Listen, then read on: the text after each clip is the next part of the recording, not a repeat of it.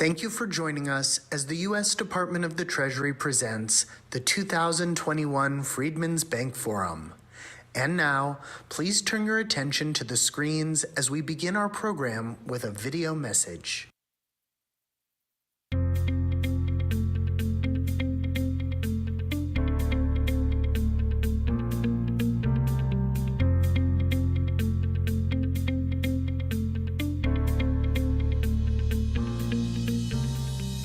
Hi, I'm Santiago Marquez. I'm the CEO of the Latin American Association here in Georgia.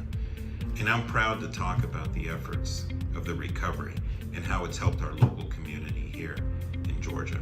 First, the child tax credit has been a blessing to many families, helping them climb out of poverty, allowing families to take care of their kids and be home with their kids at the same time. Two, what we have seen is a big effort on workforce development, retraining and upskilling a lot of potential employees to be able to get jobs to sustain their families. Three, rental assistance. The LAA has provided over $1 million in rental assistance. We continue to help people stay in their homes, and that benefits everybody. Thank you for all your efforts for the recovery. We appreciate it here in Georgia. Hello, this is Baltimore Mayor Brandon Scott. I want to thank Secretary Yellen, the U.S. Treasury Department, and the Biden administration for their steadfast commitment to ensuring that cities like Baltimore are able to bounce back from this pandemic stronger than ever.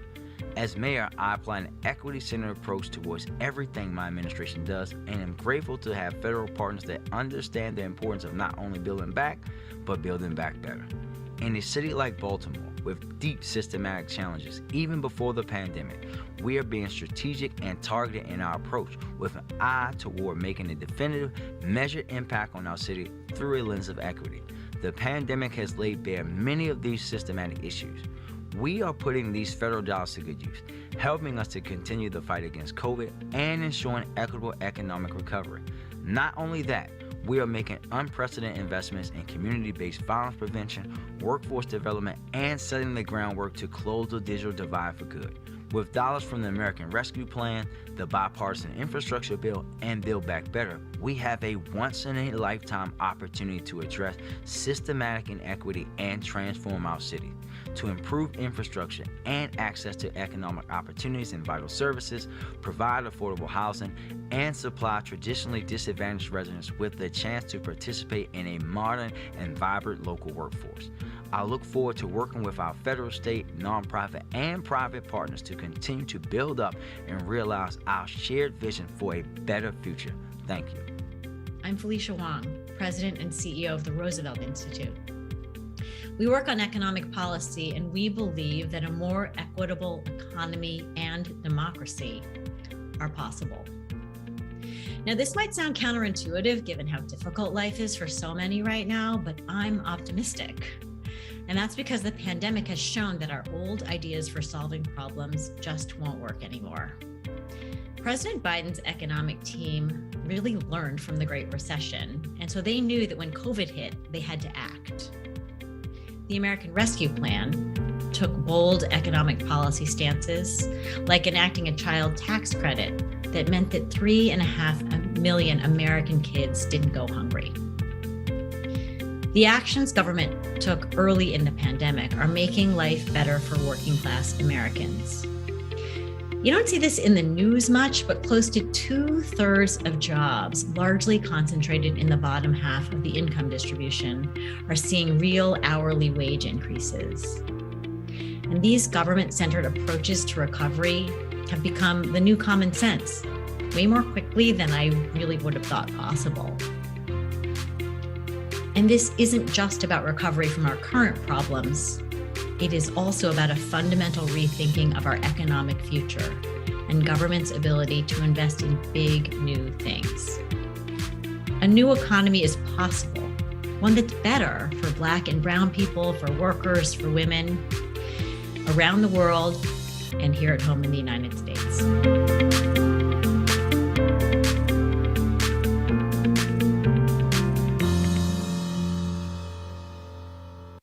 Please welcome Department of the Treasury Chief of Staff, Didam Nasansi.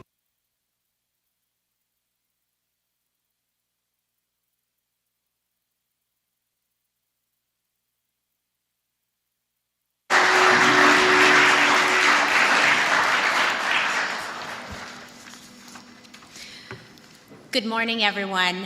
My name is Didam Nasansi, and I'm the Chief of Staff at the Treasury Department.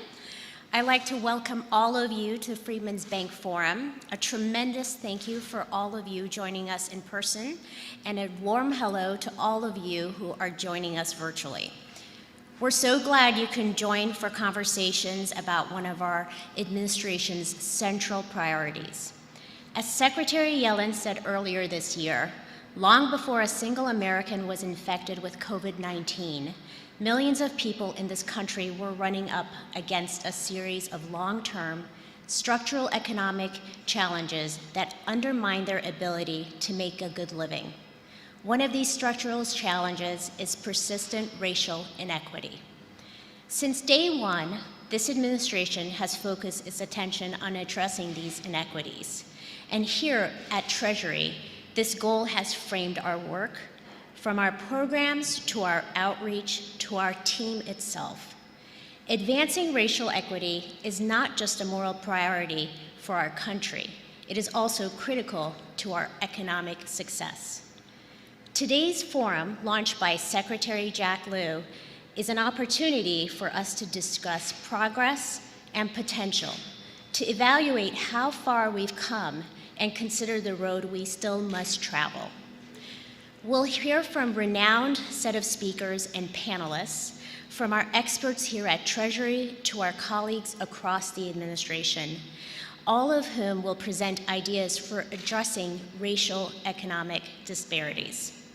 And I'd be remiss if I didn't highlight the incredible group of leaders gathered here today. From business leaders to grassroots organizers, from mayors to members of Congress, we're looking forward to hearing from all of you. Your on-the-ground experience and input will inform these conversations and help us turn these ideas into action. Today at our sessions, we'll discuss how to strengthen the ties between government and private sector, how to design more just regulations, and how to transform the way we deliver capital to businesses, communities, and people who need it the most. We're especially honored this morning to hear from one of our very own administration officials who will be no stranger to many of you in this room, Secretary of Housing and Urban Development, Marcia Fudge. Secretary Fudge has been leading the charge on addressing economic inequity for the administration. Her work spans decades on this issue as the former member of Congress and the chair of the Congressional Black Caucus. We're so glad she could join us this morning. So without further ado, please welcome the Honorable Secretary Fudge.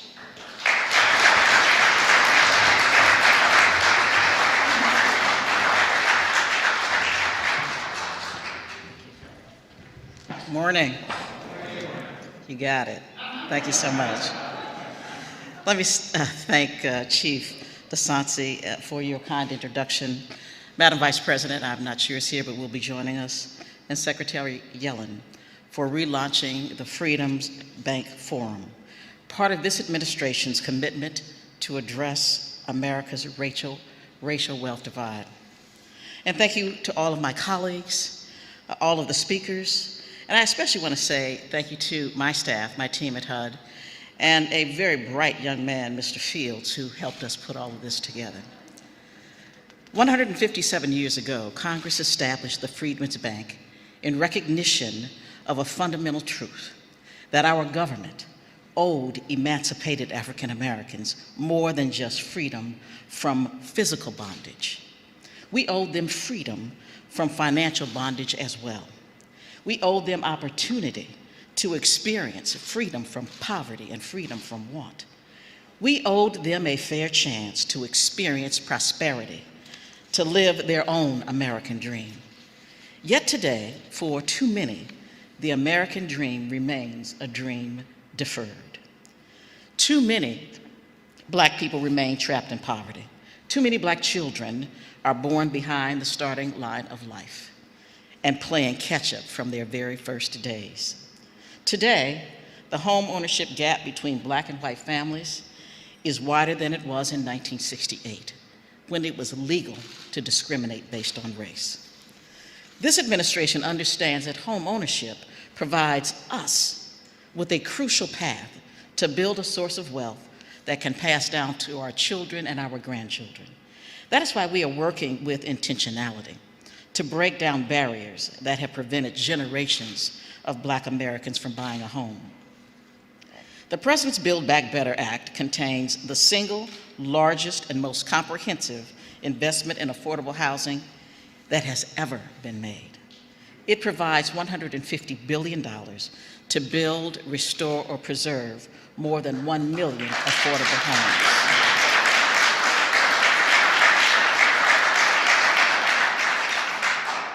Build Back Better provides one of the largest investments in home ownership assistance in the history of this nation. It will provide hundreds of thousands of Americans with down payment to buy their first home and help build Black families finally getting the opportunity to build intergenerational wealth. The President's plan will help our nation turn the page on decades of disinvestment, especially in communities like the ones that I grew up in. And it will build upon the bold steps HUD has already taken to help level the playing field for people of color. HUD is taking aggressive action to strengthen the Fair Housing Act. We have worked to reinstate the disparate impact rule and implement our affirmatively furthering fair housing requirement. We are working to root out racism from our housing market, including in home appraisals. We know the burden of student loans is particularly heavy for young people of color. So we have made it easier for borrowers with student loans to qualify for FHA-insured mortgages. We have determined the Fair Housing Act allows banks and lenders to use special credit programs to expand home ownership and opportunities for historically underserved communities. And I want to acknowledge all of our federal partners, including the CFPB and OCC, who worked with us on those efforts. This administration will use every tool at our disposal to forge an America that is fairer, more equitable, and more prosperous than ever before. But we cannot accomplish it alone. We need the partnership of people gathered today to address the major challenges that remain in our economy.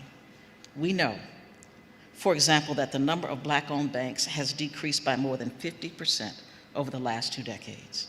This decline, in turn, has significantly reduced opportunities for Black communities. We need your leadership to support more institutions that provide access to credit and vital financial services, such as mortgage and small business lending to Black communities, especially those households of modest means. As we move forward, let us proceed with both dedication and deliberation in our efforts to advance equity in our nation. History tells us that good intentions alone will not be enough. We know the Freedman's Bank failed less than a decade after it was chartered, the victim of mismanagement on the part of executives who put their own interests before the interest of the emancipated slaves. When Frederick Douglass visited the bank the first time, he said, "I felt like the Queen of Sheba when she saw the riches of Solomon." Then he learned what had happened, and so shortly thereafter he described the bank as the Black man's cow, but the white man's milk. We must learn from the lessons of the past and apply those lessons as we work to forge a better future. So let us combine the bold ideas we will discuss today with concrete and considered steps in the weeks and months ahead. Let us pair prose with policies, assurances with actions, and rhetoric with results. Together, let us move America further along the path of equality and justice, along the path we have continued to travel since the founding of the Freedman's Bank and the founding of our nation. Thank you very much.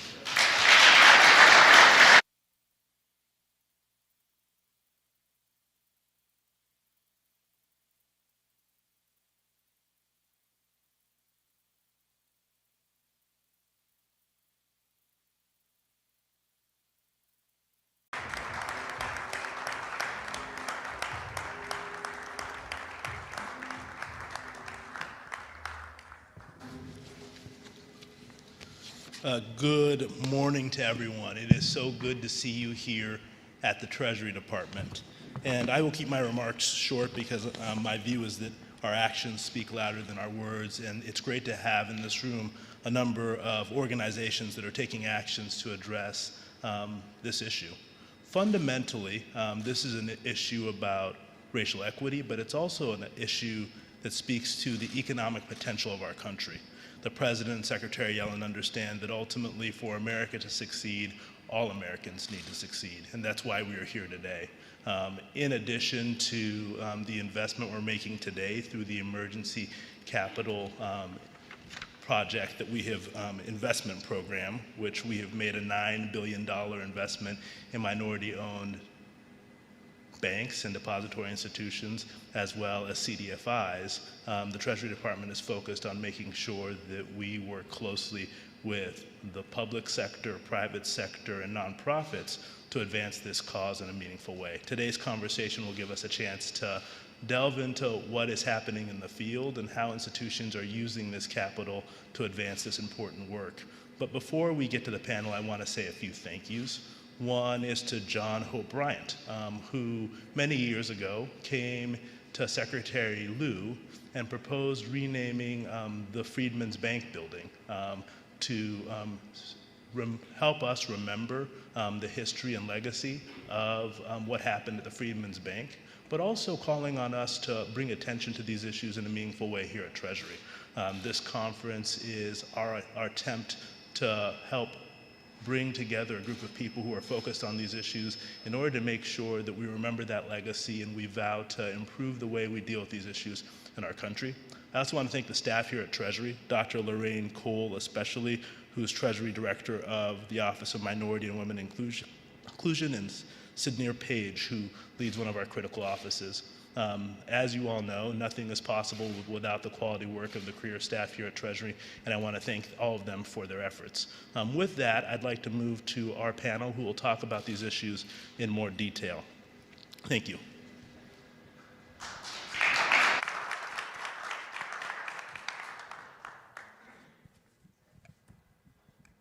So I want to start out by acknowledging the fact that this is a field where a great deal of work has been done.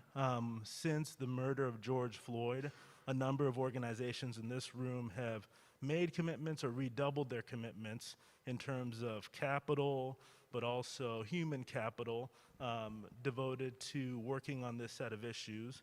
And in addition to that, a number of organizations have been devoted to studying it. One of them, of course, is the Urban Institute.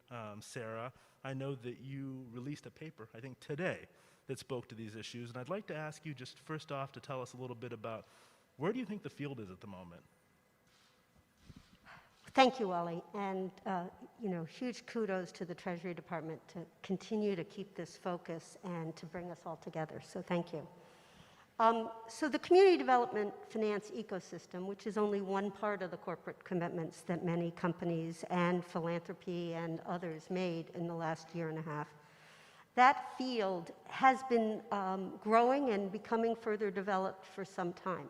And it has many important and powerful institutions in it. State housing finance agencies, I could mention many, and minority depository institutions and CDFIs amongst I think the most focused on the needs of the communities that we're talking about here today, but so many important institutions.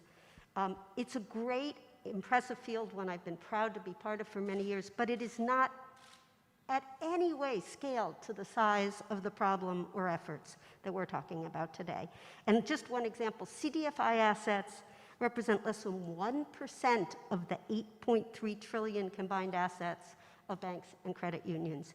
And state HFAs have originated $30 billion in single-family mortgages in 2019, but that's a tiny fraction of the $4 trillion that is our country's housing market. And so these institutions are an infrastructure upon which we can build, but we need to do more. The other challenge with the infrastructure is that it is terribly spotty in its coverage. We have so many parts of the country where they're just not reaching and serving well. And big cities have more, but mid-sized cities and rural areas really don't have that infrastructure. Minority depository institutions do a particularly good job, and we've written about this at Urban, of serving the needs of BIPOC communities, but their capacity is minute in comparison to the need in those places. And they don't have the kind of infrastructure to support these programs that would allow them to access the capital markets and other things we'll talk about. So 2 more quick problems.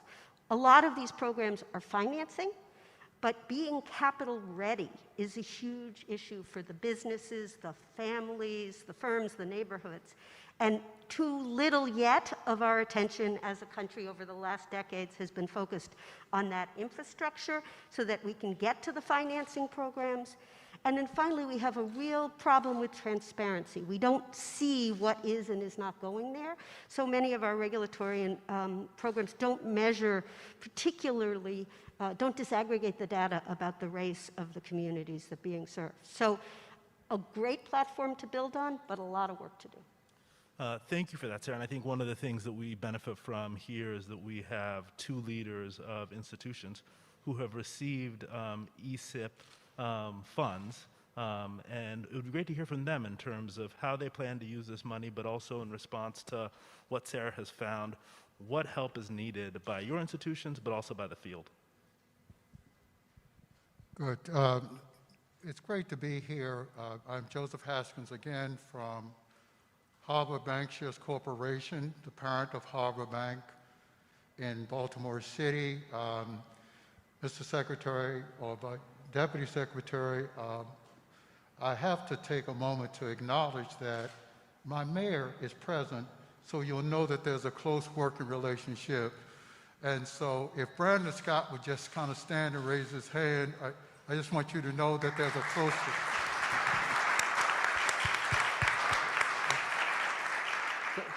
Thanks for allowing me that latitude, and there's nothing political tied other than the economics of what Harbor Bank does. I'm delighted to say to you that Harbor was founded with the intent of bringing access to capital to underserved communities. And so in 2022, we will celebrate 40 years of operation, 40 years of doing that.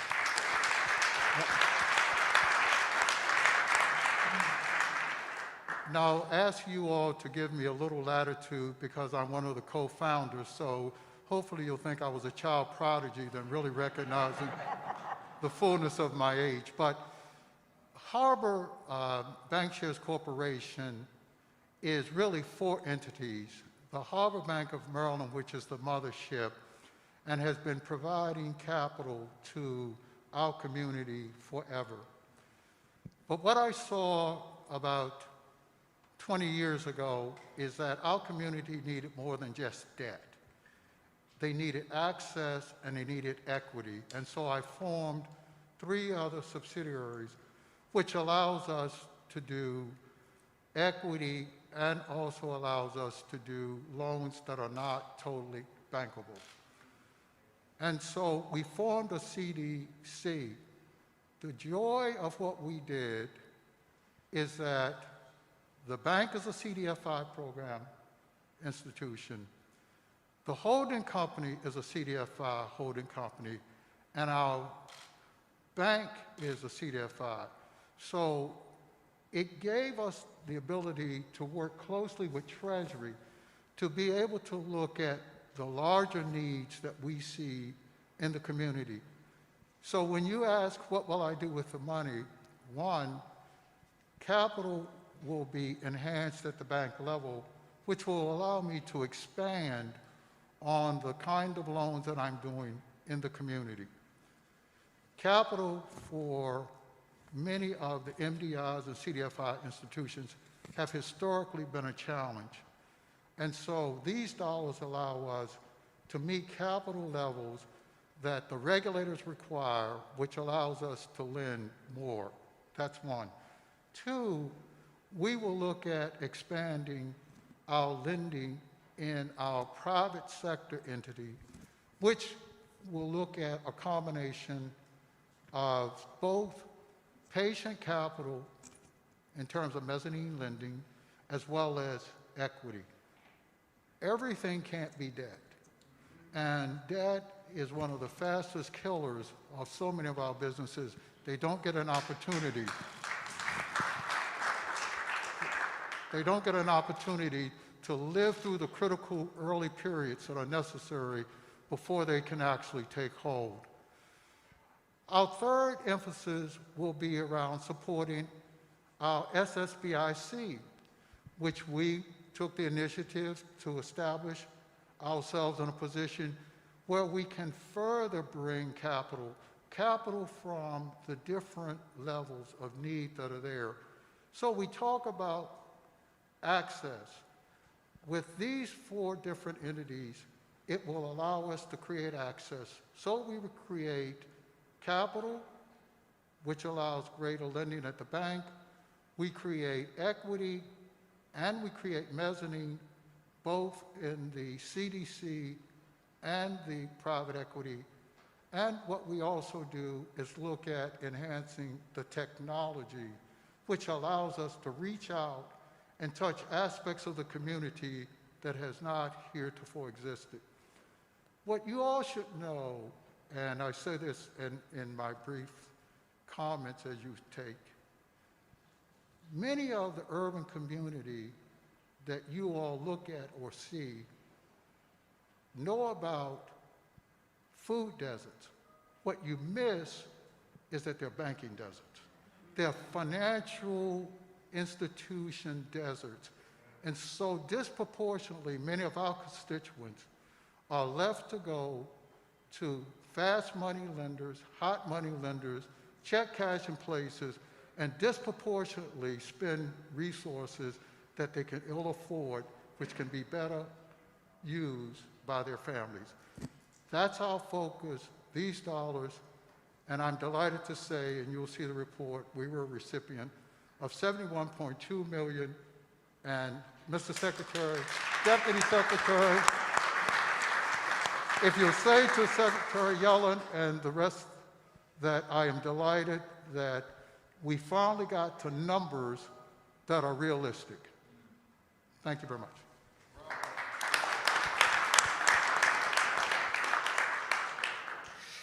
Good morning, everybody. My name is Luis Pastor. I came from Durham, North Carolina. And before that, I came from a different world, completely different world, before coming to the United States 21 years ago. And was the year that we started Latino Community Credit Union as a sad news, a sad response to a continuous attack to the immigrant community. But I think that we were in the journey to prove that we're not going to let the people tell our story. From a sad situation, we need to transform our institution into a very, very happy situation. And how do you do that? Just becoming the place of opportunity, just becoming the place where you don't need to hide who you are, the place that we can pronounce your last name, the place that we can speak in your language, most of the time. The place where the largest fear that all of us have dealing with financial institutions is rejection. It's just going, it doesn't matter who we are. Every time that you go, you just don't want people because you feel that they are judging you as a person. They're not judging, and the problem is that most of the time it's true. They judge you as a person. If you don't know, if you don't show, if you don't look, if you don't speak like the person that they're expecting. So 21 years later, we are, in credit union world, we're a large credit union. We are 700 million in assets, soon to be 800 just with the money that we are going to be awarded. And recently, in the last few months, we started just offering mortgages in the surrounding states. In 3 months, we just booked mortgages in Virginia, South Carolina, Georgia, on top of North Carolina. When we talk about individuals, communities that have been left out in every single economic crisis, there we are. They are the immigrants. And even don't let our name confuse you. Even we are called Latino Community Credit Union. We have immigrants from 136 countries in the world. So the exclusion is not just something that is only based on your country of origin. It's a common situation. We're going to keep expanding. We're going to keep opening opportunities. We're going to keep dreaming. The message that we have been giving to our community, more than 100,000 members that we have right now, is that when you are an immigrant, you come here, probably the public perception is that you need to be patient. You need to wait. You need to wait for sometimes for decades or sometimes for generations. And the reality is that we don't want to be patient. We don't want to wait because we want to have our house. We want to have our businesses. We want to contribute.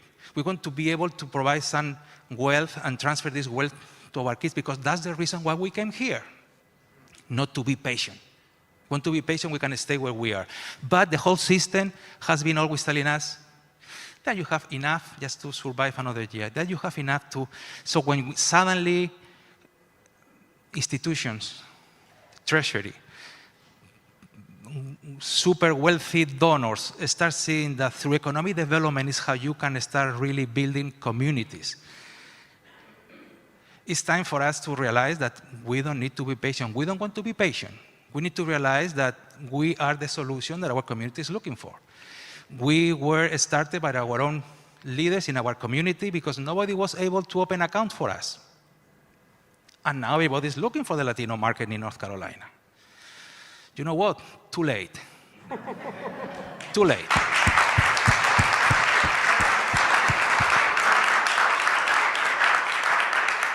Well, thank you both for sharing your stories. And the truth is that because of the capital injection that we're doing today, there are 100 more stories just like yours that are being not being made possible because you make your stories possible, but being provided the resources they need to continue to lend and build businesses in their communities. And while the government is doing its part by injecting this capital, we know the private sector has also been doing a great deal and looking to do more. Traditionally, banks have done work in this space, but over the last few years, we've seen companies step into the space as well in terms of partnering with CDFIs and MDIs. And I wanted to turn to you, Ruth, to talk a little bit about why Google has decided to invest in these institutions and what you've learned about it that you think could be valuable to other corporations who are thinking about doing the same thing. Thank you. Thank you for convening us and the focus on this critical issue. The stories like the ones we've heard are the reason we stepped up to the plate. You know, our view very strongly is you can't have sustainable growth if you don't have inclusive growth, and each one of us can play and must play a part in addressing the inequities that we see in society. And we started by saying the backbone of the U.S. economy is small, medium businesses. But we all know that small, medium businesses led by people from the Black community, Latinx, rural, you name it, are not getting the same access to capital. And the solution to that is really working with CDFIs. We're really proud to have partnered with Opportunity Finance Network of CDFIs. We pledged $185 million. Why did we do that? Because we knew they had a reach into the communities where they could make a difference. We could make a difference with that capital. We're not a bank. We have no intention of being a bank, but we want to work with the best there is in order to use our capital to reach into those who need it and can make such a difference in their communities. So we're really proud to be doing it. I'd love to see more companies stepping up and saying, in whatever size they can, a commitment to CDFIs and the implications, the access to capital. We've also coupled that with training. So of the $185 million, a portion of it was in grants for equity capital and for training. As we've already heard, a critical part is really ensuring that the digital skills training, the technology is there to increase the possibility of success and really the impact of any of these small, medium businesses. So for us, it was the combination of capital as loans, as equity capital, but also training that we thought was so important. And very much to the comments already echoed by this group today, we need to scale this. And so one of the things that I think is so exciting about what Treasury is leading is scaling the effort, and the private sector has an opportunity to do the same and play its part. Thanks, Ruth. And I think one of the things we often see, yeah, that definitely deserves a round of applause. I think one of the things we often see is people think about this as charity or donations when it's not. It's economics, and investing in these communities makes sense from an economic standpoint, but the challenge we have is scale. And Sarah, in your paper, you talk a little bit about some of the potential solutions to the challenges that we have with scale. It'd be great if you would share that with the group. Sure, and it's available, and I encourage people to look because there's a lot of great detail about the kinds of initiatives that our scholars, our experts feel are most promising and how we can sort of build the building blocks, not just to the individual CDFIs, but to build a network and infrastructure that'll support them. So the ideas really fall in 4 categories. The first is to fill gaps, and you've heard already about the importance of equity financing, of capacity building, of technology infrastructure that supports these institutions. There are issues around insurance and many other gaps that we detail there. The second is about this larger ecosystem of infrastructure that supports these institutions. I think a lot about accessing the secondary market from my background. That's true in the housing markets where the GSEs are not always accessible to many of the institutions for the kinds of loans we're talking about. That's true where there isn't a secondary market for some of the kind of community development finance that we need to talk about. But there's also other elements of infrastructure, particularly around technology and capacity building for some of these institutions. A third piece is about transparency, and I mentioned this before. We need data, we need information, we need to know. There are regulatory issues that I believe are in the works around CRA and certainly around opportunity zones and other tax credits where we could get much better data and information that could help us understand. And also to ask the companies to be, in some cases, more transparent. We'll talk later, I hope, about the really good work that so many of these corporate commitments have been invested in. But I think we can take it to the next level. And part of the way to help do that is to have transparency into what they're doing. And then the last kind of core idea is that we don't do this for a community. We do it with a community, in many cases led by the community. It's really important to go from a focus group here or there to real leadership and participation from the places that we're investing in. And there are lots of good examples of place-based efforts where philanthropy and employers can provide the finance and the infrastructure for that community glue. But ultimately, the community voices and the resources can help us to scale that in a way that's going to really work in local places.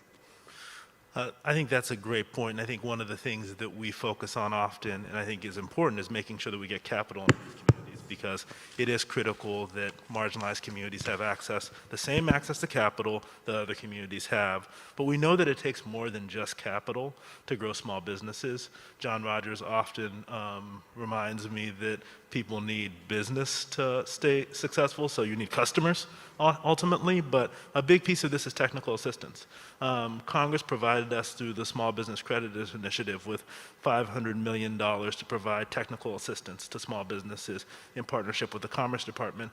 I wanted to ask this group, maybe starting with our CDFI and MDI leaders, what kind of technical assistance do you think the small businesses that you are giving loans to, that you're investing in, need? And then I'll turn to some to Ruth and to Sarah as well. So let me start with the leaders of the financial institutions. Good. Deputy Secretary, I think this notion of what we talked about in terms of capacity, scaling, and growth often is getting too light of a look-see, because when we look at what's happening in many of our communities, we don't see the access to the kind of resources that allow for scaling. And so Sarah has kind of picked up that piece, and I really want to highlight on it. But again, I want to bring to the attention of how important the CDFIs and MDIs are to the community by just looking at Harbor, for example. For example, the New Market Tax Credit Program, which is a Treasury-related program, we happen to be one of the leading winners of new market tax credits over the past 15 years, $384 million. That $384 million has directly leveraged $1.5 billion of development, but indirectly $3.5 billion. We can see a community, for those of you who know of Johns Hopkins Hospital and University, there's an 88-acre parcel there, which was all low income. When we look at the statistics, all of the highest numbers existed there with unemployment, drug addiction, poverty, etc. This 88 acres, 25 years ago now, is become a bit of a model. Why? Because we were able to get the private sector, which is important in the equation, to come in with financing, which involved Forest City, which involved U.S. Bank, because they took advantage of the tax credits. But here's what our institutions did beyond just the economics of the project itself, which created these first science buildings. One of the science buildings, 1812 Ashland Avenue, involved public, federal, state, local financing, private sector financing, and it involved Harbor Bank. What we did working with the community is we said, what are some of the needs, recognizing that there was employment that was off the scale, unaddressed. We were able to discuss with Starbucks to put a roaster in one of the buildings, the first roaster done in Maryland and one of the first in the East Coast. And guess where the employment came? We're teaching low-income folks in East Baltimore how to make coffee. And so we have to think broader than just how we finance an existing business, but how we create new businesses and scale. And so the programs that we're talking about now, that I've mentioned that we're looking at Harbor, will allow us to address all of those different levels of investment. In our community, entrepreneurship maybe is a little different in other communities. You can find a group of individuals that they became entrepreneurs because nobody offered them a job. It's not that they don't have the fire, but they have the need.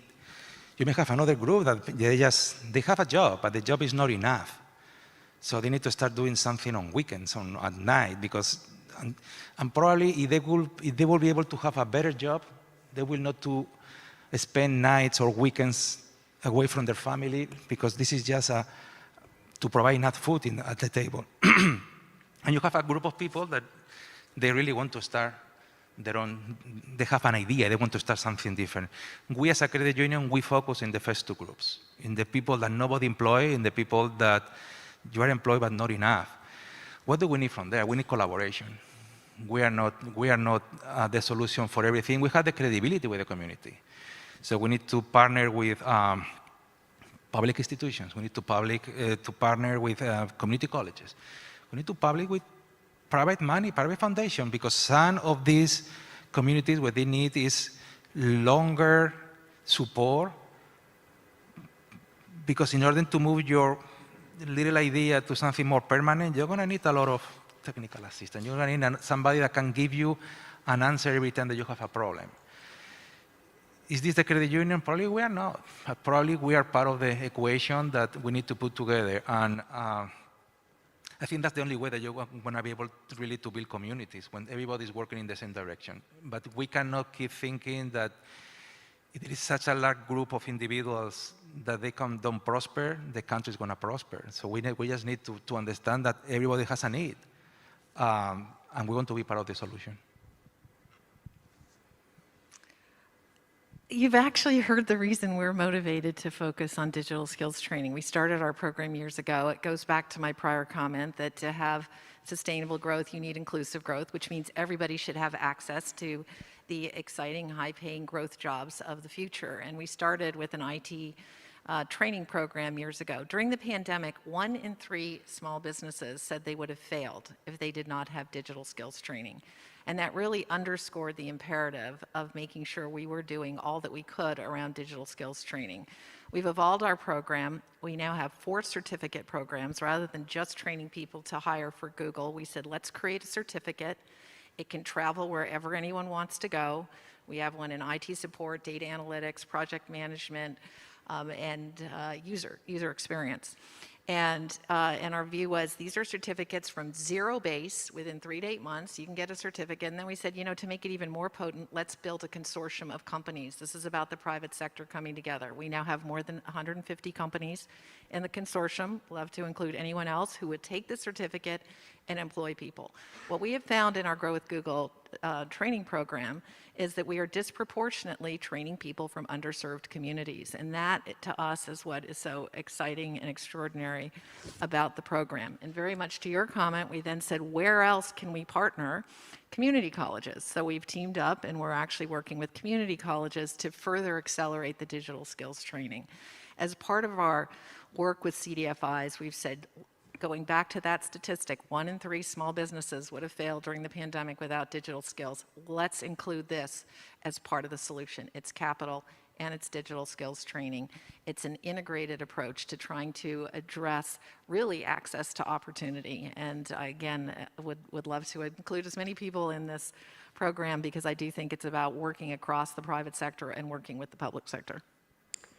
So with your permission, I'm going to suggest that part of the way to get the kind of support to small businesses that we need is actually the kind of peer learning that Ruth just gave an example of, and essentially assistance and support to our big businesses and our capital investors and our philanthropy to learn how to do their business differently. One of the interesting things in the report we discussed, we interviewed people in many of the major companies, tech, financial institutions, et cetera, that are making new investments in the post-George Floyd era.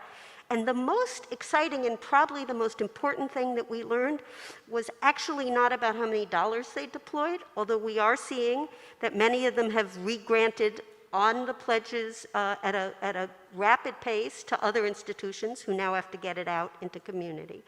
But actually the real impact came from changes to their businesses and their internal culture, to their own attitudes about hiring, and most importantly, to their own decision-making about how they run their business. If you are a financial institution with products and services, the idea that you would look at each decision you make about a new product and think, what are the consequences for racial equity of this lending program, of this credit program? The same way that President Biden has asked every agency in government to look at the equity implications of choices we make, private institutions were being challenged from their own employees and by their customers and the larger society to think about the equity implications of their decision making. And if this is going to last, if these institutions and others in the community development finance sector is going to have the kind of partnership, NGO, government, and public sector that we want to have, and private sector that we want to have, we need to build this into ongoing decision making. So I hope we don't look back in a year or 5 years or 20 and think that was the George Floyd moment. We need to hold on to the kind of sense of urgency that we all felt as we watched that video. We need to hold on to the sort of sense of moral imperative that drove companies like Google and others to make these really remarkable scale to their existing programs. But not think about it philanthropy, but think about that driving how we do everything in running our businesses. And my sense is that we'll look back and see this as a real moment, and these institutions will have great partners and resources available for them. If I can build on that, I completely agree. And one very obvious answer is we should each look at our supply chain and make a commitment. What percentage of our dollars will go to businesses led by underrepresented groups? And it is, if you're conscious about it and consistent about it, you can support growth in businesses in a profound way. Having sat and met with a number of our suppliers, they're extraordinary stories. The growth that comes working with Google, the working capital relief that comes, the brand support, and we can each do it. And so looking through your procurement, your supply chain, your business relationships is a key part of this. Yeah, and I appreciate that, and I know that in talking to a number of the CEOs who are in the room, be it, you mentioned Starbucks and Starbucks' commitment to not only doing business and putting money into CDFIs, but starting businesses in those communities and investing in those businesses, or PNC or some of the financial institutions' willingness to put human capital in your institutions. I think that a number of the companies in this room are doing things in this space, as are the civil rights leaders or the philanthropic leaders in this room. I think what I'd ask from you is if you were to make a request of leaders in this room or the people who are watching us on TV today, what is something that they can do to help you in terms of growing your institutions? Because ultimately, we recognize that making sure that your institutions are able to grow will mean that they are in a position to put capital into these communities, which will be critical to those communities growing. So let me just ask, in terms of advice or requests from the august group we have gathered here, what would you say? I'm going to take the liberty to start off again. One, my colleague just mentioned the George Floyd moment. My first request would be, don't let it be just a George Floyd moment. I've been running around this financial world for almost 50 years. I've never seen a moment of financial access as we're feeling it today. My concern and fear is that as the emphasis around George Floyd tends to fade, so will access. We've got to make sure that that doesn't happen. The work that institutions like mine and Louise and so many others, and I see many of my other bank colleagues in the audience, our work is serious, it's necessary, it's needed. And so one, the access that we're gaining to the corporate community today, I would hope, Deputy Secretary, that that would continue. I now have working relationship with JP Morgan Chase, with Wells Fargo, with SunTrust, and I can go on to name several others.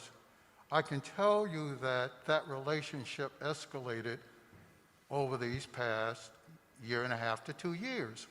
So if that could continue, that's important. On the federal side, I ask that there be a sensitivity continued in Treasury to support the CDFI programs. BEA awards are important.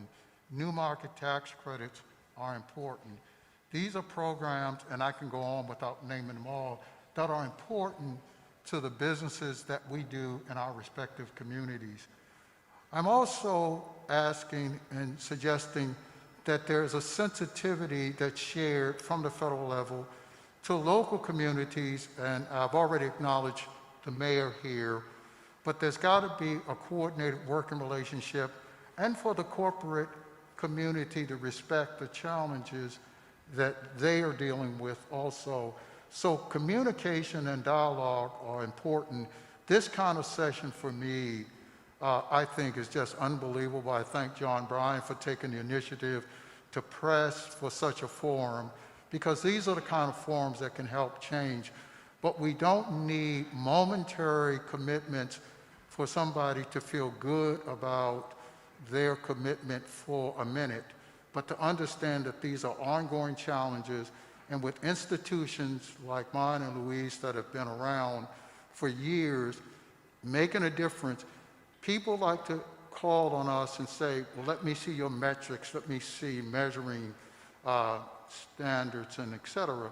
We can show you all the measures that you need to feel comfortable, but we need access and we need commitment that is not temporary, but is ongoing, and an opportunity to share where we see needs in the future.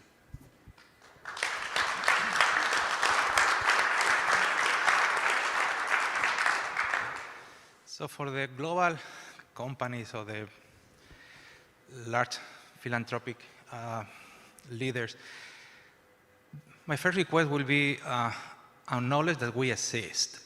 It's something that you have been out of the picture for a long time, and now it's a great moment, but if you want to come and share this journey with us, come ready with your sneakers, because it's going to be a long trip, and we want you to walk with us for a long time. It's not just a picture moment, it should be a permanent decision. Now that you know that we exist, try to understand us, not judge us.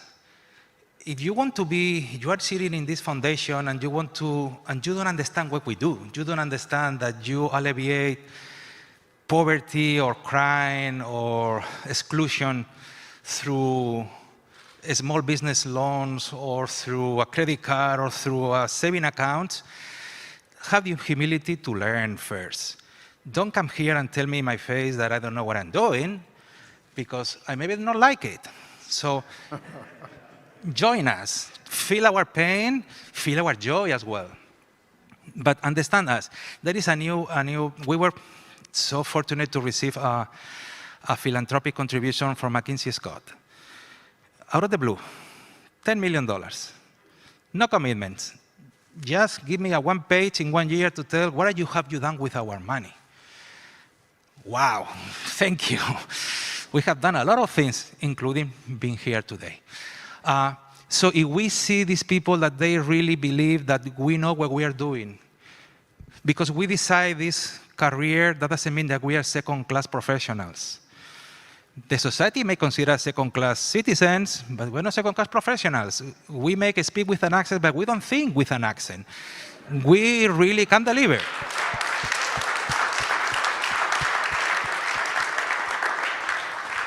Because we want to solve poverty, because we want to solve social injustice, social inclusion.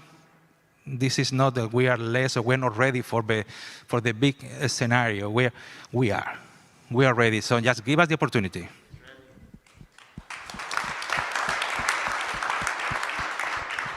So Ruth, largely financial institutions understand the allocation of capital. I think one thing that we know is that corporations that aren't financial institutions have an opportunity to play in this space. It'd be great to get your advice to other corporations that aren't financial institutions in terms of how they should think about this as both an opportunity and a chance for them to contribute to these communities. Well, I would say it goes back to the really important point that the gap is sizable and persistent, and the only way to break through is to leverage those, work with those who actually already have the scale, the relationships, are deep in communities, and can actually catalyze change quickly. And so it is valuable that many commitments have been made. I think going away from idiosyncratic solutions that are well-intended and moving to areas where we work across companies with the public sector enables us to actually achieve scale. And we've heard that word scale a couple of times today. How can we scale this rapidly? I think there's a level of frustration that we keep having the conversation, but those numbers are just too persistent. So leverage CDFIs, and I think you can actually get a much accelerated reach relative to doing something individually.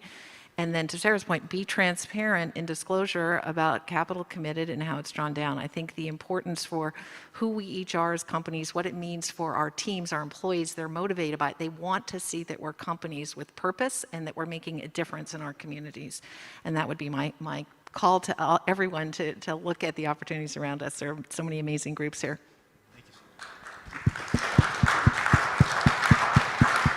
Well, Sarah, let me put the question to you that the work that your team has done in terms of bringing this together has been helpful and impressive, but the reality is that we want to make sure that people are doing more work in terms of helping us better understand how we can grow economies in these communities. What would your advice be in terms of thinking through what the research agenda looks like, how philanthropy and foundations can play a role here as well as think tanks?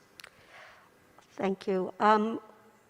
We've been very lucky to also be a recipient of support from companies that are dedicated to trying to make change. And part of the way that we've been doing that work is by building our capacity for racial equity analytics.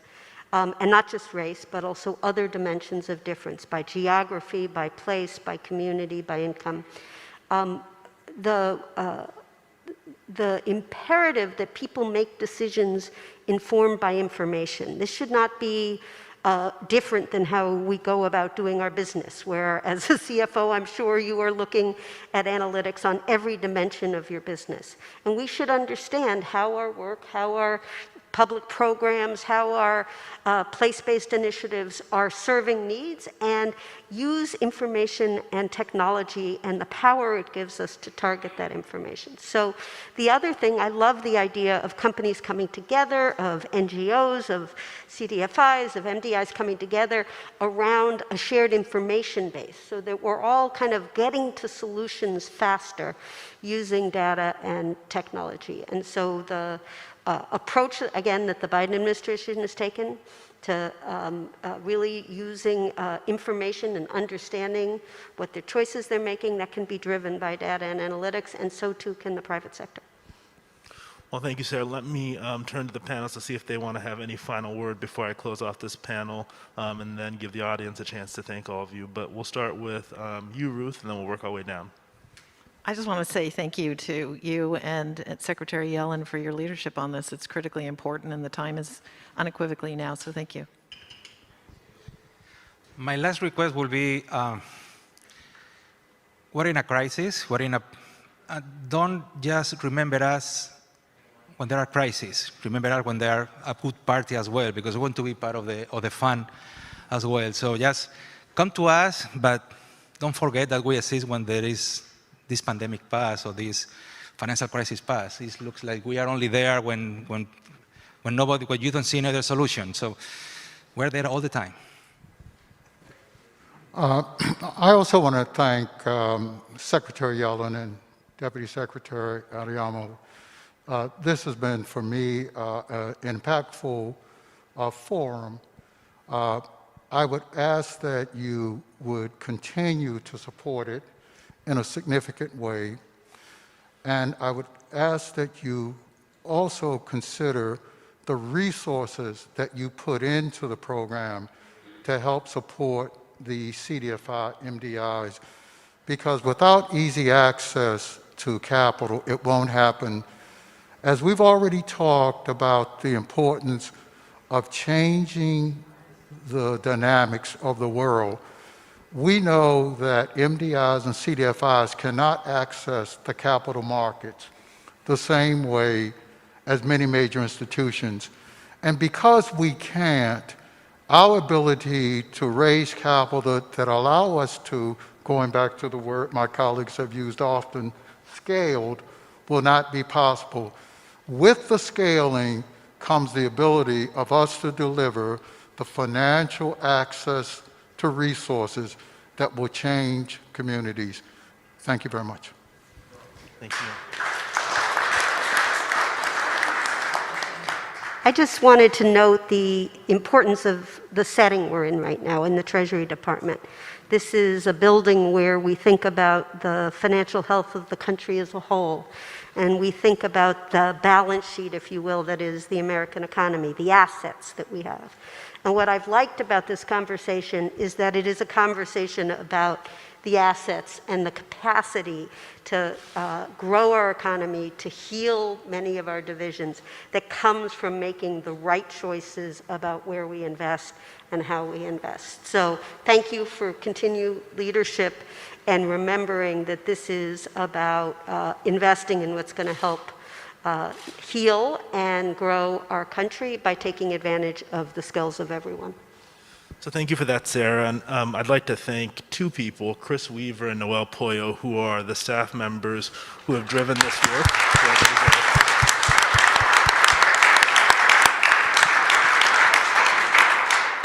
Fundamentally, something to Sarah's point that the president always reminds us of is the greatest asset we have in America is our people.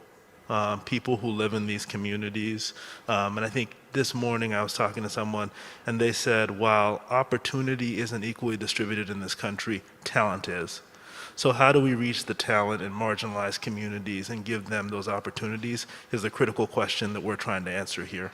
And I appreciate the fact that in this room, not on this panel, but in this room, is gathered some of our nation's leading civil rights advocates, leading corporate community members, leading philanthropists, and they've taken time out of their day to be here because they care deeply about this conversation. And while we've had this panel, we're going to have conversations throughout the day in terms of how we reach scale.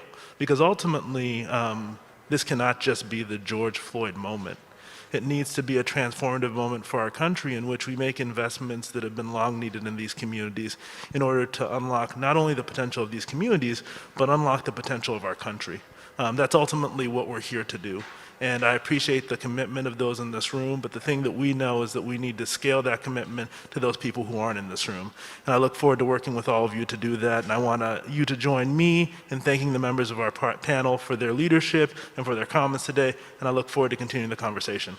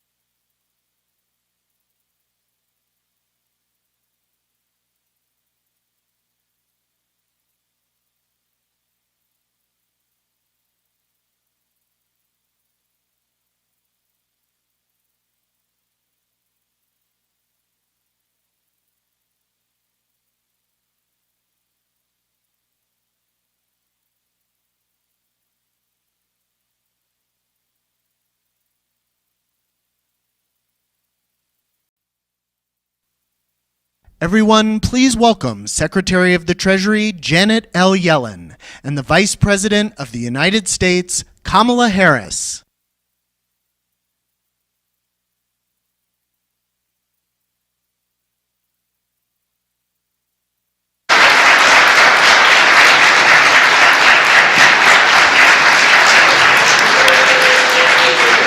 Good afternoon.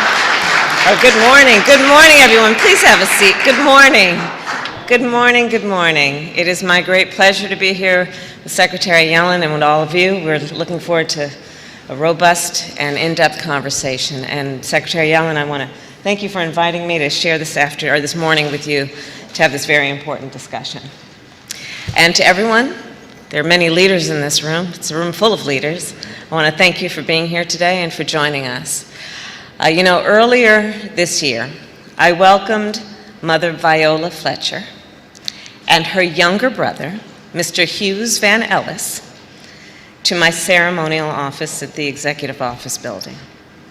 Mother Fletcher, as many of you know, is 107 years old, and her younger brother, Mr. Van Ellis, is 100 years old. And they both survived the Tulsa Race Massacre. Mother Fletcher and Mr. Van Ellis were just children when a white supremacist mob burned down Black-owned homes and businesses and decimated the Greenwood district. But 100 years later, the memory of that tragedy, the smoke in the streets, the piles of bodies, was fresh in their minds, as was the memory of the thriving community that they lost.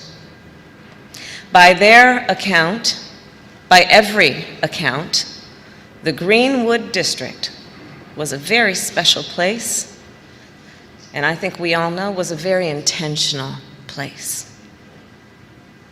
It was not the product of whim or fancy or circumstance. It was a design, and intentional in that way. And it was designed and intended to be a community, a thriving community within a community. An economy in which Black people supported one another, lift one another up, and modeled excellence, in which Black people could determine their own future. Some of us refer to that as self-determination. To put equity firmly at the center of our economic policy. So I talk about that today because I believe we must draw from the lessons of Greenwood and Freedman's, of Sweet Auburn and Blaylock Van. We must be intentional. Here's what I know to be true. America is a nation that is driven by the ambition and the aspirations of her people. But I also know that in America today, deep racial disparities continue to hold people back from achieving all they can. Today, the wealth gap persists. Today, the homeownership gap persists. Today, access to capital is unequal. As one example, Black entrepreneurs are 3 times more likely to report that a lack of access to capital negatively affects their profit margins. I believe that the actions we are taking and must take to address these disparities will define our nation's strength and economic strength in the 21st century. Our economy is growing faster than it has in decades. Unemployment is down to 4.2%, and nearly 6 million jobs have been added since January. As a nation, we cannot take this growth for granted, and we must make sure that everyone shares in this growth in order to sustain it. In a moment, the Secretary and I are going to sit down here and we're going to discuss some of the intentional actions that our administration is taking to lower costs for families and to remove barriers to success within all communities. As but one example, we are increasing access to capital by supporting community lenders, also known as CDFIs and MDIs.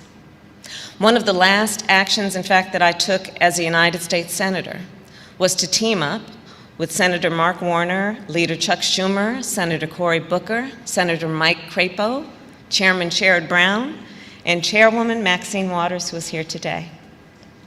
Together, we secured $12 billion for community lenders as part of the COVID-19 relief bill.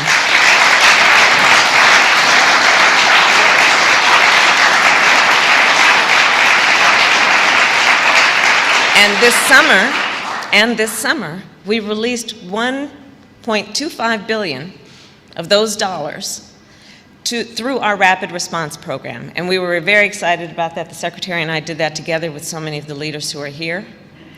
And following up on that, today, I'm very proud to announce that almost $9 billion is now available to increase lending to small businesses in underserved communities.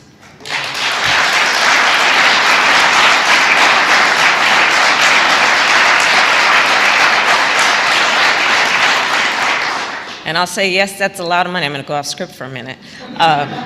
Yes, that's a lot of money. That's a lot of dough. But what we also intend to do is to look to you, the leaders in the private sector, to talk about how we can maximize the capacity of that infusion in a way that everyone is participating in the potential to exponentially grow that investment in our communities. But needless to say, these $9 billion will dramatically increase the work of more than 175 community lenders across our nation. This effort is close to my heart, and I know it's close to many of us. And it is certainly critical to our communities in every way, in terms of their potential, their capacity, and meeting their dreams with support and encouragement. Throughout the year, I have consulted with the most active community lenders in our nation, those who serve rural communities in Oregon and urban communities in California, including my hometown of Oakland, California. Those who serve low-income communities in the Mississippi Delta. Bill, I think you are here somewhere. Pouring capital into communities that are starved of it, providing financial services to communities that lack those services entirely. Communities like Itabena, a town of 1,800 with a median income of $17,000. Communities filled with people with ambition, with aspirations, with dreams for themselves and their children and their community.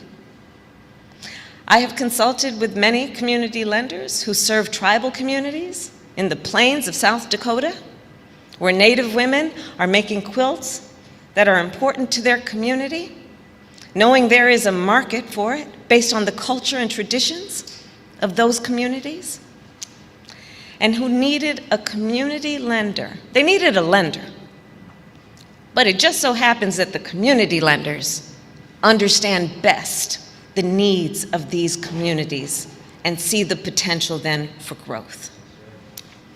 Community lenders understand the value in providing access to capital directly to these communities.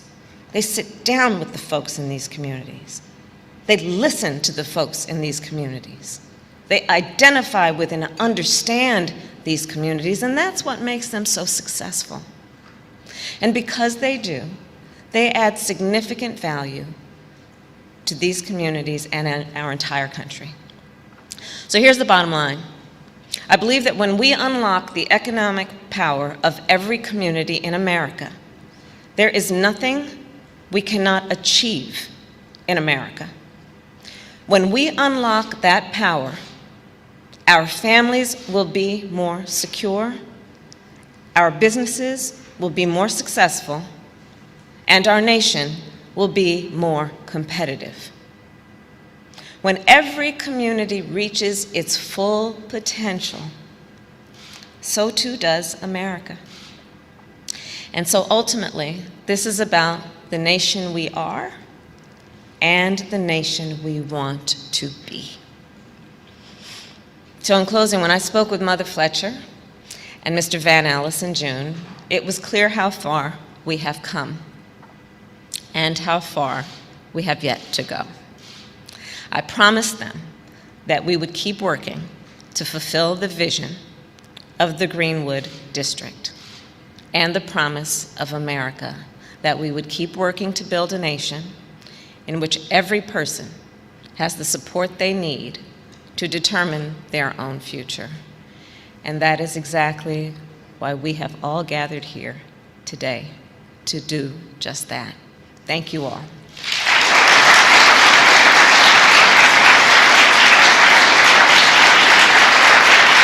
Thank you. And now I will turn it over now to an extraordinary leader, who has been, for me, a true partner in this effort, the great Secretary Janet Yellen.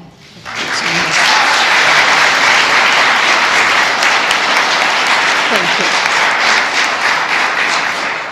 Thank you so much, Madam Vice President, and welcome everyone.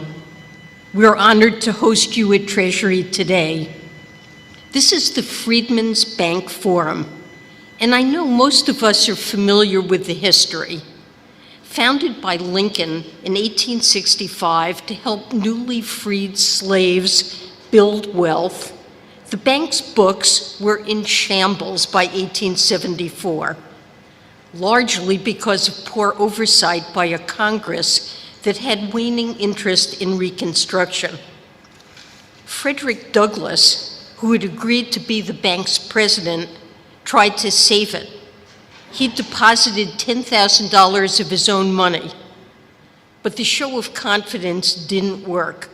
The bank failed, and more than 61,000 African Americans lost their savings. Douglass's biographer, David Blight, called the affair one of the great aspirations, but also one of the great tragedies of Reconstruction. We're here today because, in many ways, we're still living with both that aspiration and that tragedy. The Vice President just described this very well. From Reconstruction to Jim Crow to the present day, our economy has never worked fairly for Black Americans, or really for any American of color. Well, since stepping foot in this building last January, we have tried to change that, to finally make good on the aspiration of the Freedman's Bank by transforming how Treasury works. We have completed Treasury's first equity review, looking across the department and asking, where are our operations not as inclusive as they could be? We've brought on the most diverse leadership team in Treasury's history. Half of our senior appointees are people of color. And we've hired the department's first ever counselor on racial equity. If you haven't met Janice Bowdler yet, you will in just a moment. Our most recent measure, though, is the news that the Vice President just mentioned. Through our Emergency Capital Investment Program, or ECIP, Treasury will be injecting nearly $9 billion into community development financial institutions and minority depository institutions. These CDFIs and MDIs serve communities that the financial sector historically has not served well. And most of the time, these are communities of color. If you're a Black or Hispanic or Asian or a Native entrepreneur, we know it's harder to get your hands on funding to open a shop or to keep the lights on or to meet customer demand. And this has been particularly true during the pandemic. In their recent small business credit survey, the Fed found that while roughly 40% of white-owned firms reported receiving all the non-emergency funding they sought last year, the number for Hispanic-owned firms was just half that, 21%. And for Black-owned firms, it was just 13%. Now, contained in that 13% is a woman named Brandy Shelton. I met Brandy a few months ago when I visited her tea shop in Atlanta. Just Add Honey is its name. Brandy owned the shop. She used to own 3 Just Add Honeys, in fact, but during the pandemic, when money was tight, she needed credit to keep her other locations afloat, and no one would give it to her. Fiscal policy can be a complex thing. Sometimes it's very difficult to state with clarity and certainty how a particular program or statute will change someone's life. But that's not the case here. Because here, it's very easy to connect policy with the personal. You can draw a straight line from the money we're injecting into high-performing CDFIs and other institutions to a tea shop in Atlanta. Because what this will do is prevent small business owners of color from closing 2 of their locations. And better yet, it will help people open 2 more. It will ensure that our markets no longer provide just a small fraction of businesses with the funding they need. Of course, one program is not enough to fully make up for the tragedy or make good on the aspirations of the Freedman's Bank or the Greenwood District, which the Vice President spoke about. But it is a start, and you should know this is just one example of how we're implementing pandemic relief, with equity at the heart of things. The last thing I want to say is this: none of this is happening by default. And I'm so glad that Chairwoman Waters is here today because she helped push this program through Congress. But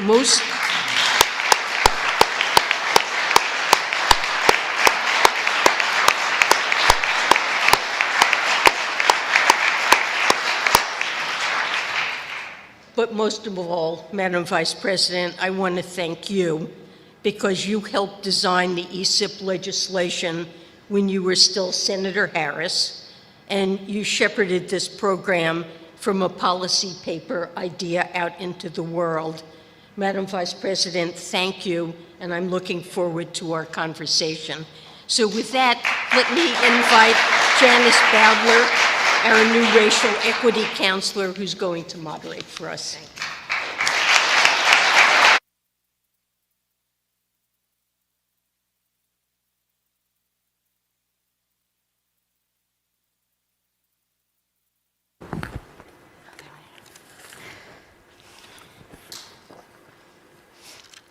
Well, I cannot tell you how amazing it is to be on stage with 2 of my true sheroes.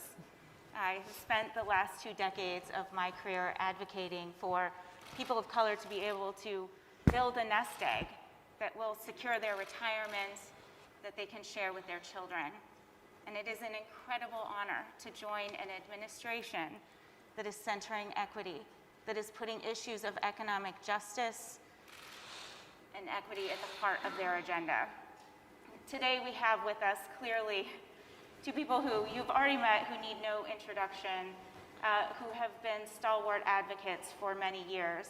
I've had a chance to get to know Secretary Yellen. Her work speaks for itself, decades of centering women and people of color in her work. And Madam Vice President, you may not remember this, but we had a chance to meet when you were AG Harris, when you came to visit an Unidos affiliate, East Los Angeles Community Corporation, and we walked the streets of Boyle Heights talking with families who are at risk of losing their home to foreclosure. You simply cannot walk away from families who are at risk of losing everything through no fault of their own without feeling the weight of that tragedy. And so I know that for both of you, this comes from a place that is personal, that builds on decades of your experience. And so that's where I would like to start, actually. And we'll start with you, Madam Vice President. If you could share with us how you got into issues of economic justice and equity. What brings you to this work as one of our passionate leading advocates? Well, in many ways, I was born into it.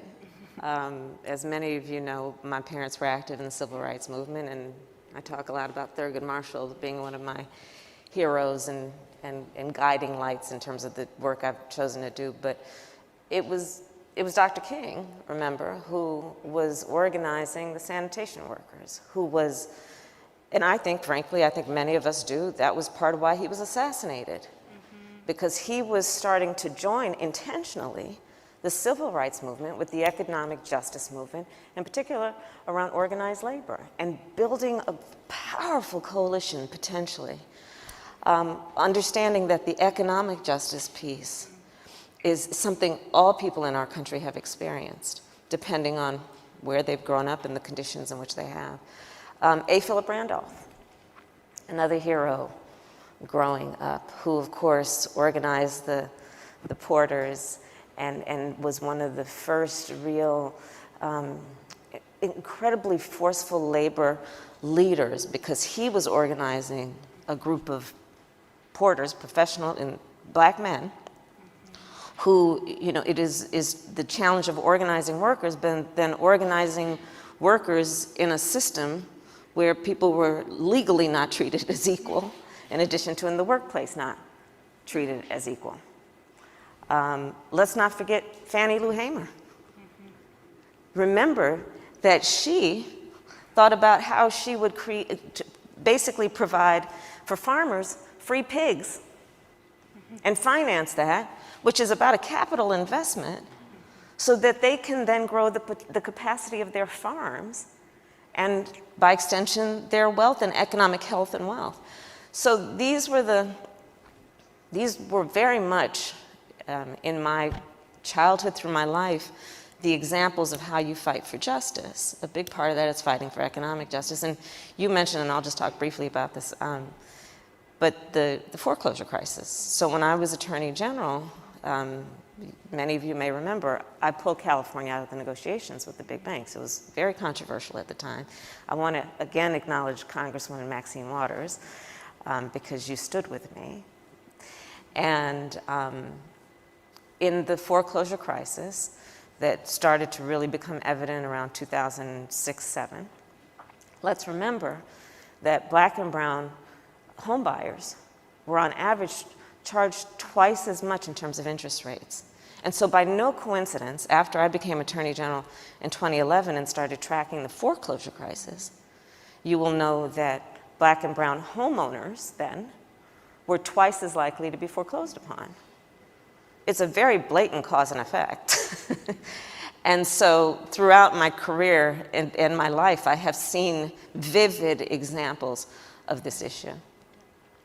And Madam Secretary, I've heard you talk about what it was like to come back to work from maternity leave at a time when maybe that wasn't a common practice in the field of economics. Well, absolutely. So my son was born in 1981.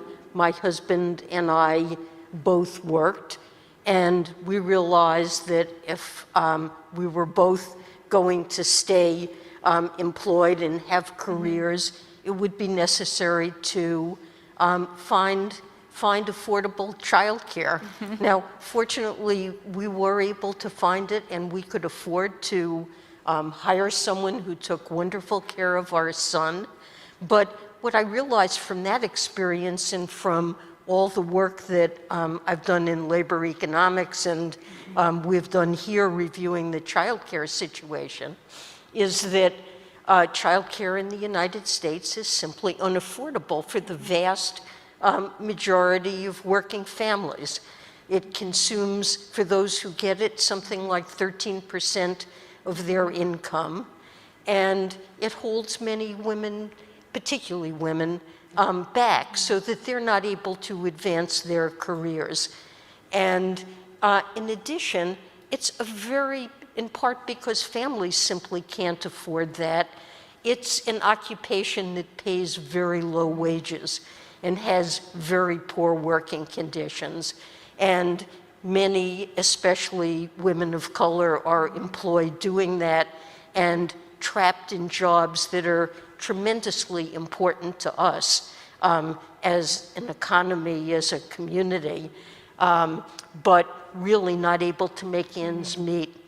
So we'll talk, I think, later about policy, but I would say that this administration, President Biden and Vice President Harris, are very focused on changing the situation.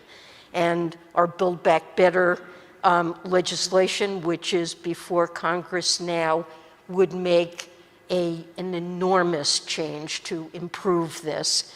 Child care would become affordable for most families, no more than 7% of their income. It would provide 2 years of universal early childhood education, which is not only important for families to promote their ability to work, but also for children. These investments have been shown to make a great difference to the success of children. And child tax credit, which is tremendously important in making sure that families can support their children. Sort of makes us wonder how many other Secretary Yellens might be out there, but for the ability to get childcare, to have the kind of investment that has been more limited in our communities, we have unrealized potential that is left on the table. And so we know that COVID exacerbated health inequities. We knew that that was already there, but so were pre-existing racial, economic inequities, structural racism. And that's why as we think about recovery, it's important that we center equity as part of that agenda. Otherwise, we're just going to continue to move along, kind of reinforcing a gap that exists. And as has been alluded to, the administration has done so much on this already. So as we come to the close of our first year, can you believe it? It's been nearly a full year. What are some of the administration's biggest accomplishments? Well, there are many. There are actually many. I would say an overriding accomplishment has been, and I think this group will appreciate it, we have really taken the time to sit back and think about what will provide the greatest return on our investments. And we have decided that investing in America's workers, investing in people, investing in families will yield the greatest return on our investment. And so you can look at everything from, as the Secretary said, the child tax credit. We know that as of today, the latest numbers I saw, we have raised 40% of America's children out of poverty. Think about the return on that investment. That's profound.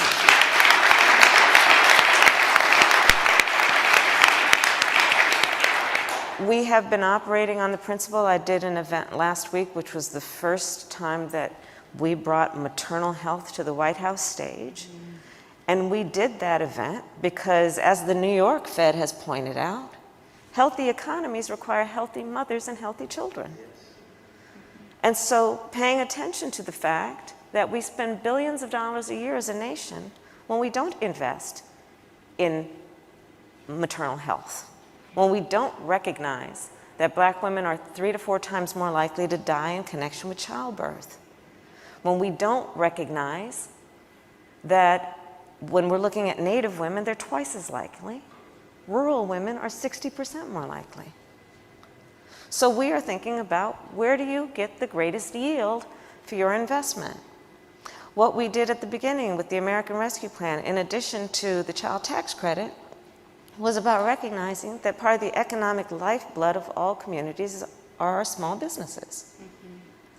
That they are not only part of the economic lifeblood, if you connect a thriving economy with a thriving community, and understand that our small business leaders are also civic leaders, they are also community leaders, and what we did with the PPP program, and also what we did to recognize how previous outreach to, in particular, minority and women-owned businesses have not worked, and so let's do a better job of engaging them. And the long-term goal there was that through what we did to better engage in a rescue approach would be what we will do to engage in terms of a continuing investment approach. So these are some of the many things. I did an event yesterday in Maryland on electric vehicles. I'm very excited about them. I believe that the future of transportation is electric. And let's take a look at, in particular, I'm very excited, I must confess, about electric school buses. Yes, I went to school on a yellow school bus, and so I have good memories of that. I hope you all do too. But here's the other piece of it. At least pre-COVID, 25 million children in America a day go to school on those school buses, breathing those toxic fumes from diesel buses. Studies have shown what that will do to impact their ability to learn. And who are the children who go to school on the bus? Usually the children who don't have the neighborhood school, children who don't have, their parents may not have a car to take them to school. We know who is likely demographically to go to school on that bus. We know demographically who is likely to drive that bus every day, also breathing those fumes. So I could go down a long list, but I think that the general point that I would make, that I know the Secretary and I both in the midst of very long days, that gets us going every day, is knowing that we are really investing in the people of our country, and we know there's going to be a great return on that investment. Right. Madam Secretary, we are living through other seismic shifts in our economy as well. For example, the way that climate change is affecting the economies of Native nations and disrupting the financial experiences of other communities of color. So you've mentioned some of this in your opening remarks, but say a little bit more about how Treasury is centering the most vulnerable in our work to rebuild the American economy. Well, thanks, Janice. Let me just say the Treasury has been focused like a laser on racial equity since day one. And we've conducted a top-to-bottom review of what we do, both internally in terms of our own hiring and promotion plans, and also in terms of all of the policies and programs that we implement. And it was my pleasure, Janice, to bring you on as our first ever racial equity counselor. I'm thrilled that you joined us to make this your mission to focus systematically on everything that Treasury does.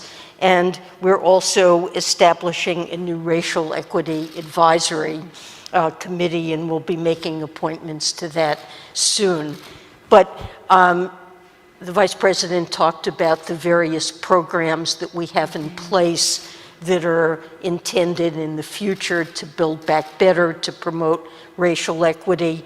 Treasury also has the enormous privilege and responsibility of implementing almost $1 trillion worth of programs under the American Rescue Plan. And we have very intentionally focused in our management of these programs on racial equity, on making sure that help gets, as Congress intended, to those who need it most, and that the rules that we set up and parameters for running this program don't disadvantage the people that these programs are intended to help. You mentioned, Madam Vice President, the PPP program, which we initially found just wasn't getting money into communities of color. And when we began to manage that program, we focused very much on ensuring that CDFIs would have access, those who are best able to get the money into these communities, that they would have privileged access to the funding to make sure that help got there. And really, this has been true in our management of all of the programs. Just to give an example, you mentioned the child tax credit, which has had an enormous, a 40% reduction in poverty rates is just extraordinary. But we have to make sure that it gets to all those who are eligible. Yeah. And this was something that it wasn't an easy program to implement, but it was relatively easy to get relief, to get monthly checks to people who file tax returns. But there are many low-income people, particularly in communities of color, that aren't required to file tax returns, and they're eligible for that credit. And it's a lot more work to make sure they know about it, that they have the tools to apply for it, and that's the kind of thing that we've been focused on. Emergency rental assistance, another program. Well, you know, we want to make sure that these programs, that the money gets to people who really qualify, and you could imagine establishing criteria that, well, you have to have 5 years' worth of W-2s and rental contracts and canceled checks to show that you're eligible for this support. And if we ran the program that way, probably very few That's right. Renters who are really in need, about to lose the roofs over their heads, would end up getting help. So, and that would be particularly true in communities of color. So we've focused in our implementation on self-attestation and ways to make sure that in our implementation, we're not excluding the people who are most intended to benefit. And I could give you a lot more examples, but I want to say that it's been a conscious goal to make sure that everything is implemented so that money goes to the communities and helps the people for whom it's really intended. And if I could just add something, what the Secretary has been doing throughout her career and as Secretary of the Treasury is also recognizing that some of these designs were just designed not to benefit the people we're talking about. Or, you know, is a better way to say this, it was designed to benefit other people. It was designed to benefit people who have access, who have information, who already have capital and then build and grow that. And so it's not only about a state of mind in terms of this new approach, it's about restructuring a system. Yes. And I think it's really important to understand that that's part of the work that is at play, is to think about how we actually can and must restructure these systems so that they work for everyone. And again, that brings us always back to the importance of CDFIs. Absolutely. I think what's incredible here and what you both are touching on is that we are facing structural challenges that require structural solutions. And this administration has put forward bold, once-in-a-generation kinds of investments that are completely reimagining the way that our economy is going to work for communities of color. We know, sitting here at this table, that we can't do that work alone. And so I want to pause for just a moment and take in this room, because we have here with us in the room and on our live stream a really incredible brain trust of leaders from corporate America, leading advocacy, nonprofits, academics, think tanks. I think we have what we need in this room to really solve the challenges that we're facing. So, Madam Vice President, what would you say to folks here? How can they get on board and support our shared goal of eradicating the racial wealth divide? How much time do we have? Well, I'll start with this, to your point about who is in the room. And the Secretary mentioned this, and we all know part of the challenge of ensuring equal access and equitable distribution of resources is the people need to know their rights. They need to know what's available to them, and they also need to have the tools to navigate a system and the information about what that system is. And so that is about using our collective voice, hopefully always fueled with the goal of increasing the coalition, so that we can improve information and access. You know, there is a reality of what we are also dealing with at this moment in our country and in our world, which is informed, I think, most recently by the pandemic and the extraordinary loss that people have experienced. Loss of life, loss of jobs, loss of normalcy. And there is a feeling also combined with a number of other factors about whether folks can trust the system, whether they can believe in the system, whether it is working for them, whether it sees them. And I do believe one way to address that is to make sure that we are always empowering folks about their rights and what is available to them, so that they don't have to experience things happening to them. They can actually exercise, as I said earlier, self-determination.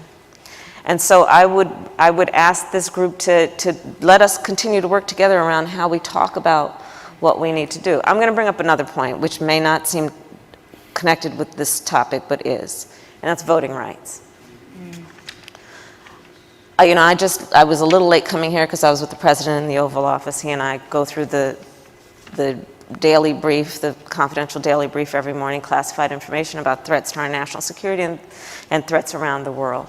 One of the threats that I think everyone is aware of is this really increasing debate around the globe about autocracies versus democracies. Which is more efficient? Which is more effective? Which can survive? Which is but an experiment that may have a shelf life of a couple of centuries? And I think we would all agree that when we are talking about free and fair markets, when we are talking about investing in the capacity of people, investing in innovation, encouraging all of that, that democracies are very, very nurturing, imperfect though they may be, for that kind of spirit and approach and growth and strength. And so when we think about something like this ongoing blatant challenge to one of the strongest and most important pillars of a democracy, which is free and fair elections, I would ask us to think about the connection between that and the conversation we're having right now. Because our democracy is being threatened by certain particular things, including this attack on voting rights.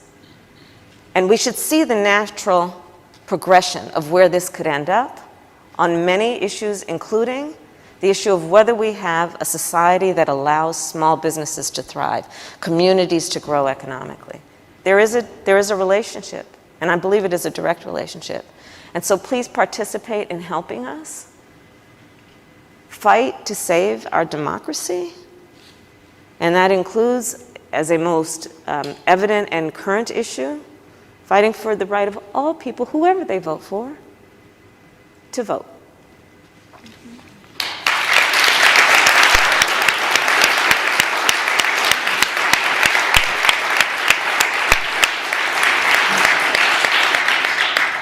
Madam Secretary, I'd love to give you the last word. What can we say to our audience here? Well, let me also say our objective is to partner with everyone in this room. The government, the Biden administration is very focused on using new resources to inject lending capacity in businesses, in communities of color, but this is not something that we can accomplish on our own without the help of everyone in this room. We're injecting some capital to support institutions that have a capacity to make a big difference in their communities, but we need you to co-invest with us to provide resources that will leverage those investments to really make a meaningful difference in these communities. And we need so much more that you can do. And I've had the pleasure of discussing this with some of you this morning, business leaders who are here today. You can help train people to work and to be employable in the businesses that are going to be created or in America's businesses today. You can promote diversity and inclusion, making sure that leadership starts from the top and that you focus on this in your own organizations. You can provide technical training and resources to the CDFIs and MDIs that we're investing in, and to the organizations, to the companies that they're going to fund to make sure that they're successful. You can be the customers of those companies to make sure that they have business opportunities and that these investments can scale. And we need to work together to make sure that all of our resources are going to support viable and self-sustaining improvements in these communities. Mm-hmm. I want to, yes.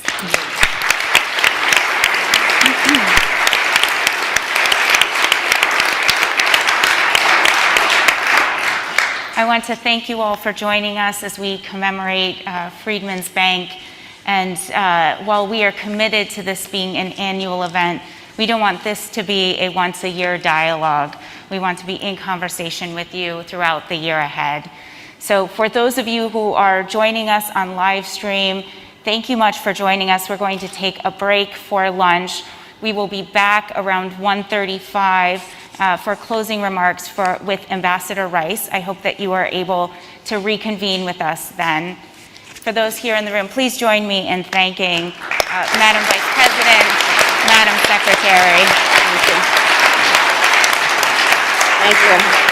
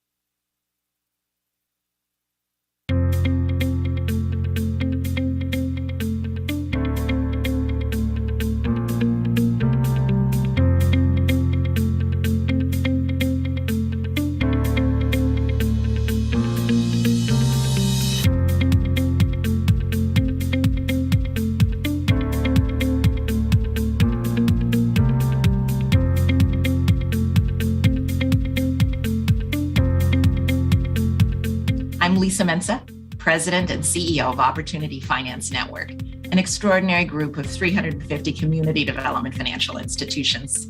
CDFIs are specialized lenders that fight for social and economic and racial justice through financial inclusion. We've been in this fight for more than 40 years, and our roots go back even further to the civil rights movement. In our time, this savvy industry has become a critical part of the nation's financial infrastructure. We've often been called the capillaries of the banking system for the role we play in moving essential capital into urban and rural and native communities that have been held back by chronic disinvestment. As the pandemic ravaged the economy, the administration and Congress turned to CDFIs as Paycheck Protection Program lenders when larger banks were unable to reach the hardest hit communities. And the CDFI industry greatly appreciates Congress and the Biden administration's recognition that lenders matter, that CDFIs and MDIs are vital to building an inclusive economy that works for everyone, an inclusive economy that's been envisioned by the administration's Build Back Better framework. With more capital and allies like those here today, I'm optimistic that we can take our nation closer to realizing its promise of equality and opportunity for all. Hi, I'm Ramiro Cavazos. I'm the President and CEO of the United States Hispanic Chamber of Commerce, and it is my honor to share that we are very excited about the additional support and concrete investments in strengthening finance policies and investment categories for our community development finance institutions throughout the country. It's very critical that with the support of Secretary Yellen and the Biden administration that our 260 Hispanic chambers of commerce around the country are more than 5 million Latino-owned businesses, each of them generating more than $800 billion in economic impact to our gross domestic product. They will continue to create jobs, provide access to capital, diverse sources of that, but also meet them where they are. My name is Rico Frias, and I am the Executive Director of NFOA, as well as an enrolled member of the Chicana Indian Nation of Mexico. NFOA has been working for 39 years to grow tribal economies and strengthen tribal finance. Through our conferences, webinars, and the NFOA Institute, NFOA works to educate the next generation of tribal leaders and to promote sound economic and fiscal policy. We support the work of community lenders and CDFIs in Indian Country. We believe that funds allocated for Indian Country should go directly to CDEs whose missions are to serve Indian Country and not be allowed to pass through other entities that do not have a history of working in Indian Country or an understanding of the unique challenges tribes face. Tribal CDEs have demonstrated their capacity. We are encouraged by the amount of outreach we have received from this administration to Indian Country, and we look forward to working together to build our economy. My name is Chilling Tong, President and CEO of the National Asian Pacific Islander American Chamber of Commerce and Entrepreneurship, also known as the National ACE. Access to capital is consistently the top priority for the AAPI community in both good and hard times. Having access to funding, especially during the COVID pandemic, has helped many AAPI businesses remain open, pay their employees, and contribute to their local communities. CDFIs are well positioned to have a lasting positive impact within their communities, especially if they are provided with more resources to increase their skill and reach. Hello, I'm Jane Fraser and I'm the CEO of Citi. And on behalf of all of us at Citi, let me extend my best wishes to everyone at this year's Freedman's Bank Forum. And I particularly want to commend Vice President Harris, Secretary Yellen, and the entire administration for making economic justice a national priority. There is a common thread running through all of our work, and that's the power of partnership. We've learned that our success really depends on working very closely with others, with federal, state, and local governments, with clients, and of course, with MDIs. The legacy of the Freedman Savings Bank lives on today through our nation's MDIs, and Citi, we're proud to call many of them our partners. Hi, I'm John Bryant, founder, chairman, and chief executive officer of Operation Hope.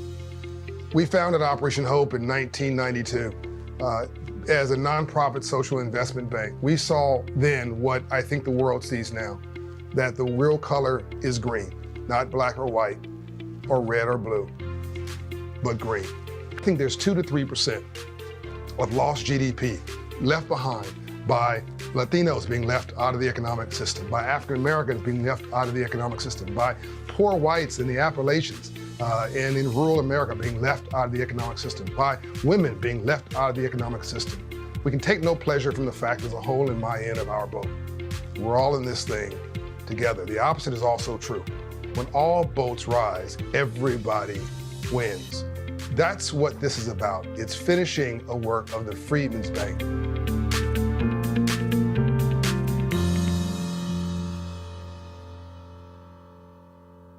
Please welcome Assistant to the President and Director of the U.S. Domestic Policy Council, Ambassador Susan Rice.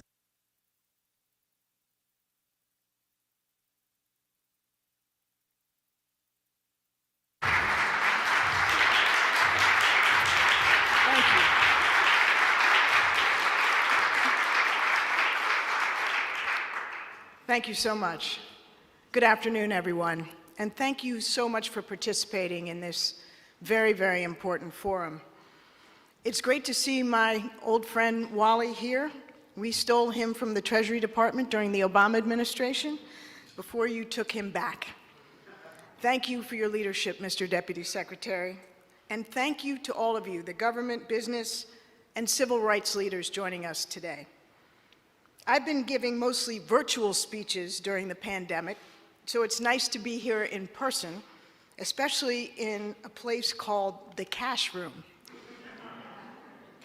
Several weeks ago, the White House announced a series of reforms to advance equity in federal contracting. At the time, I tweeted that I knew procurement reform wasn't sounding very sexy, but that the steps we were taking would help level the playing field and narrow the racial wealth gap. Sexy or not, I'm glad to have the opportunity to close out this forum with a few words on our whole of government approach to building a more equitable and inclusive economy. To begin, let's focus on why the wealth gap matters so much. It's tempting at a conference named for a Civil War-era financial institution to imagine that this gap is primarily due to centuries-old policies. But in fact, as you know well, many of the policies that have kept people of color from accessing opportunity and building wealth were established within our parents' lifetimes and often persist to this day. Redlining by the Federal Housing Administration locked Black Americans out of home ownership. Discriminatory implementation of the GI Bill shut the doors of educational opportunity to Black veterans. The Fair Labor Standards Act excluded agricultural, domestic, and other service workers, occupations largely held by people of color. So-called urban renewal extracted wealth from Black neighborhoods. The list goes on. So when the typical white family now has nearly 8 times the wealth of the typical Black family, that came about intentionally, which means we must be equally intentional about unwinding these policies and ensuring that all Americans share in our country's prosperity. That's what President Biden has challenged us to do.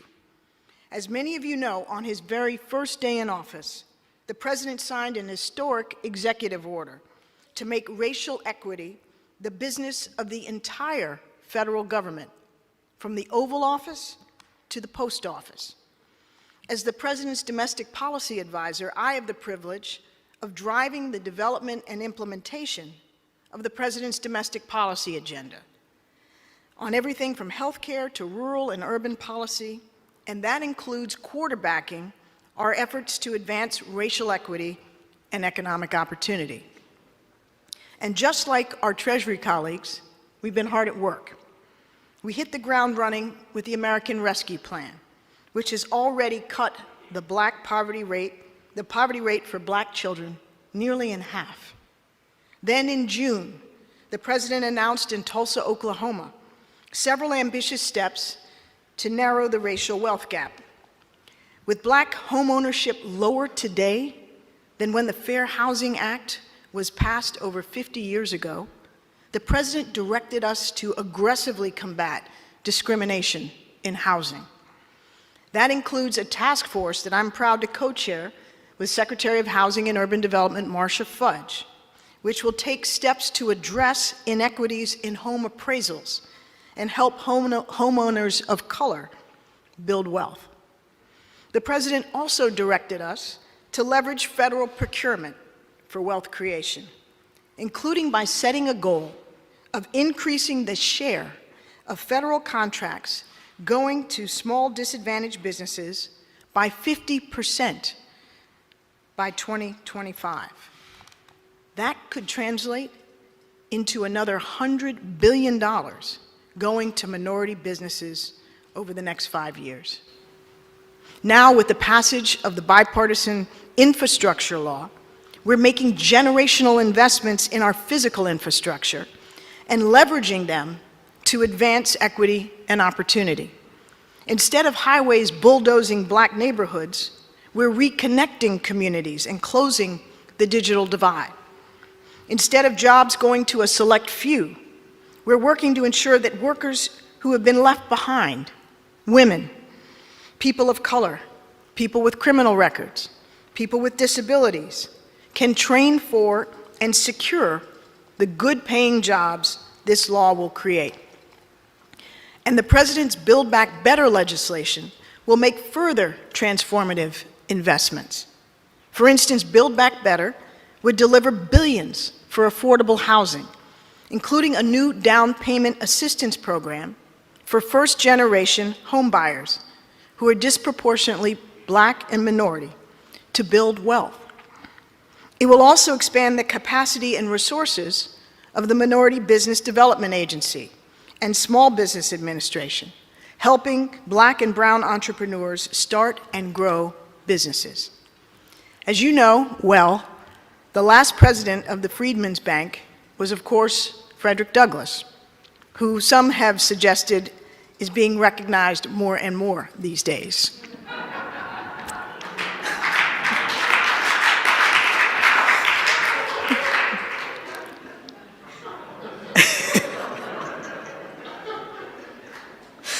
Okay, just a reminder of how far we've come. As Frederick Douglass put it, the bank intended to show freedmen, quote, how to rise in the world. Standing here, I can't help but think of how true those words have been for my own family. My great-grandfather, Walter Rice, was born enslaved in South Carolina. He fought for his freedom with the Union Army before becoming a teacher with the Freedmen's Bureau, the sister operation of the Freedmen's Bank. And ultimately, he founded the Bordentown School in New Jersey, a school for formerly enslaved people that was known as the Tuskegee of the North.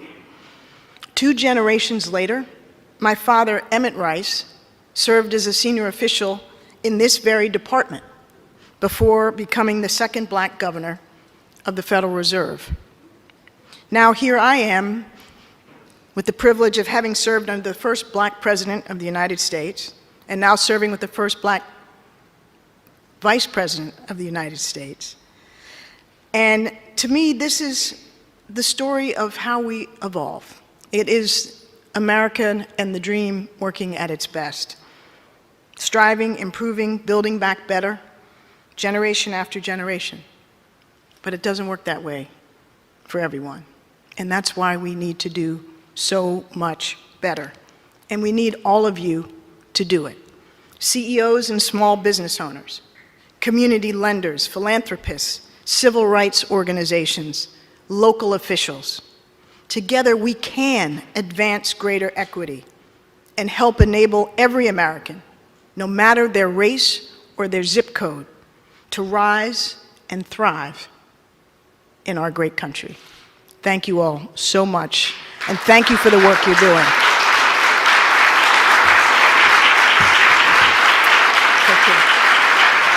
Please welcome Counselor to the Secretary for Racial Equity, Janice Bowdler.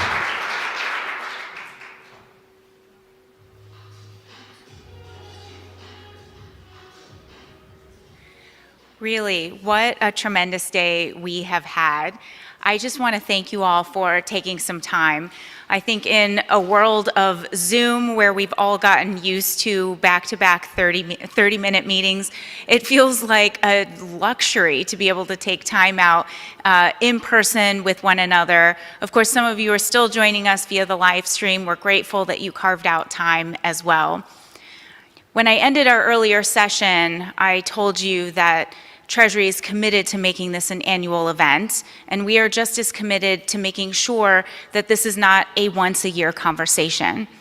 During our break, folks in this room went into executive roundtables on themes related to how we align private sector capital and resources with the goal of eradicating the racial wealth divide, with understanding how we expand homeownership, how we make the tax system fairer for all Americans, and how we align our resources as a government and as corporations to increase supplier diversity and service provider diversity, and business diversity, which was a term that I learned earlier today.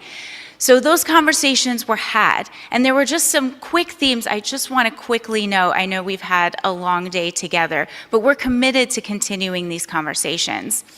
Some of the things that we heard is, first of all, that appetite to keep these conversations going. We also heard about, throughout all of the panels, the importance of data. Disaggregated data, having the right data that's going to help us narrow in the solutions to break down the barriers to the racial wealth divide and that are going to keep us accountable on what is working. the need to make sure that we're listening to those closest to the problem, and we're investing in the institutions that are led by people of color so that they have the capacity to mobilize the solutions that they know are relevant to their communities. And finally, we heard that there is no one-size-fits-all solution. We know that it's going to take all the people in this room, all the folks listening on live stream, to come together to make sure that we fit the puzzle pieces together necessary to achieve our shared vision. I hope what you saw here today was a commitment not just by Treasury, but by whole of government to move an economic agenda that is rooted in racial equity and racial economic justice issues. With that, I cannot conclude this session without thanking an incredible team here. It is not lost on me that while I get to stand up here as the inaugural racial equity counselor, this work would not have been possible if it wasn't for the fact that there was a team here from day one that was committed to making this work happen, both the forum itself as well as all of the achievements that you heard from Secretary Yellen earlier. So I just want to shout out some of the team. A big thank you to Will Fields, Aditi Hardiker, Ari Krupkin, Jay Fan, thank you, Dayanara, Lowry, Lily Adams, many others came together to make this happen. Antonio White, I don't know if he's in, there you are. Jessica Mejia. There's really a tremendous team. Hopefully you've gotten to know them while you were here. So with that, I want to thank you. We hope to be in dialogue with you soon. As I close, let me acknowledge Deputy Secretary Arellano, who helped make my position possible, who's been a force for this conference. We know that these things don't happen without leadership from the top. So thank you, Deputy Secretary.